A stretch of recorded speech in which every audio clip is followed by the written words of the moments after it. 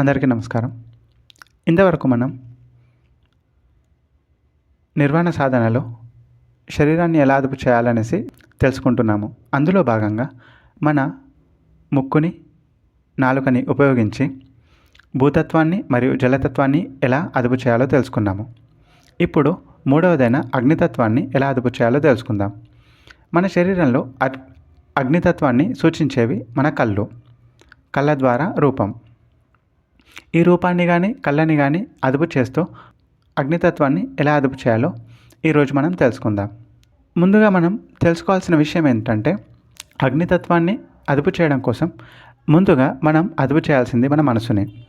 ఎందుకంటే పదార్థాన్ని నాలుకపై రుచి చూడడం ద్వారానే దాని లక్షణాలు ఏంటో మనం తెలుసుకోగలుగుతాం. వాసన చూడడం ద్వారానే ఆ పదార్థం యొక్క లక్షణాలు ఏంటో మనం తెలుసుకోగలుగుతాం. కానీ ఒక ప్రత్యేకమైన గుణం మన కంటికి ఉంది. అదేంటంటే దృశ్యరూపకం.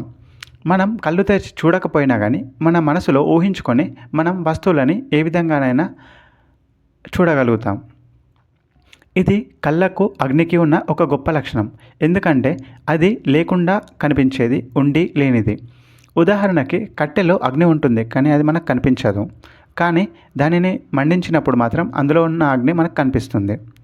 అదేవిధంగా మనం కళ్ళు తెరిచినంత మాత్రాన మనం చూస్తున్నట్టు కాదు. కళ్ళు మూసుకున్నా కానీ మనసు రూపంలో మనం చూడగలుగుతాం.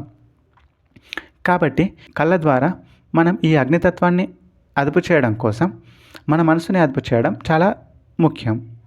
కాబట్టి మనం ఈరోజు నుంచి చేయవలసిన పని ఏంటంటే, ఈ భేదాభిప్రాయాలు అంటే వస్తువులోని తారతమ్యాలని మనం అధిగమించాలి. అందుకోసం మన మనసుకి అన్ని వస్తువులలో ఉన్న లక్షణం ఒకటే అని తెలిసేలా చేయాలి. అందుకోసం మనం ఈరోజు నుంచి కళ్ళ ద్వారా చేయాల్సిన పని ఏంటో ఇప్పుడు తెలుసుకుందాం. కళ్ళ ద్వారా మనం ఒక వస్తువుని చూసాం. ఉదాహరణకి ఒక కారుని చూసామనుకోండి. ఇప్పుడు మనం ఏం చేయాలంటే ఆ కారులోని ఒక భాగాన్ని, అంటే డోర్ని అనుకోండి, డోర్ మీద ఫోకస్ పెట్టాలి. తర్వాత డోర్లోని హ్యాండిల్ మీద ఫోకస్ పెట్టాలి. తర్వాత ఆ హ్యాండిల్లో ఒక చిన్న భాగాన్ని, ఆ చిన్న భాగం నుండి ఇంకా లోతుకి ఇలా వెళ్తూ పరమాణువు దాకా వెళ్ళడానికి ప్రయత్నించాలి. అందులోని సూక్ష్మాతి సూక్ష్మమైన పదార్థం, అది ఎలక్ట్రాన్ కావచ్చు, ప్రోటాన్ కావచ్చు, ఇలా సూక్ష్మ పదార్థానికి. అదేవిధంగా అనులోమానుపాతంగానే కాకుండా విలోమానుపాతంగా కూడా వెళ్ళి చూడాలి. ఉదాహరణకి కారుని చూస్తున్నాము. కొంచెం వెనక్కి వచ్చేసి చూస్తే మనకు కారుతో పాటు చుట్టుపక్కల ఉన్న ప్రదేశం కూడా కనిపిస్తుంది. ఇంకా కొంచెం వెనక్కి వస్తే ఆ ఊరు కూడా కనిపిస్తుంది. ఇదంతా మనం ఊహించుకోవడం వల్ల జరిగే పని. మనం కారుని చూడడం కళ్ళతో, కానీ మిగతా అంతా చేసేది మనసుతో. ఇంకొంచెం వెనక్కి వస్తే ఆ ఊరు మొత్తం కనిపిస్తుంది. ఇంకా కొంచెం వెనక్కి వస్తే దేశం మొత్తం కనిపిస్తుంది. ఇంకా కొంచెం పైకి వస్తే ఈ భూగోళం కనిపిస్తుంది.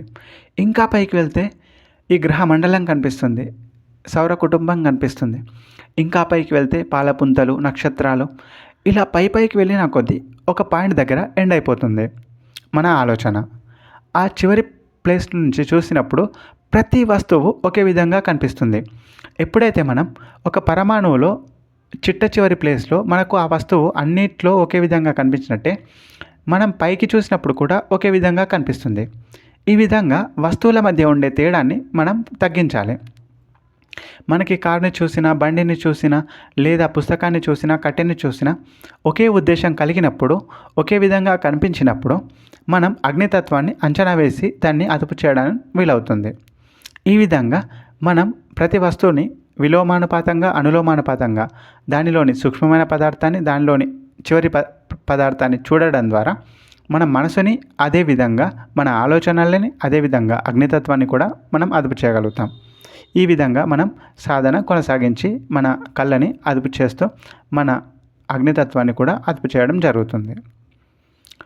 నెక్స్ట్ వీడియోలో వాయువుకు సంబంధించిన మన శరీరంలో చెవుల ద్వారా శబ్దాన్ని ఎలా అదుపు చేయాలి అనేసి తెలుసుకుందాం. స్వస్తి.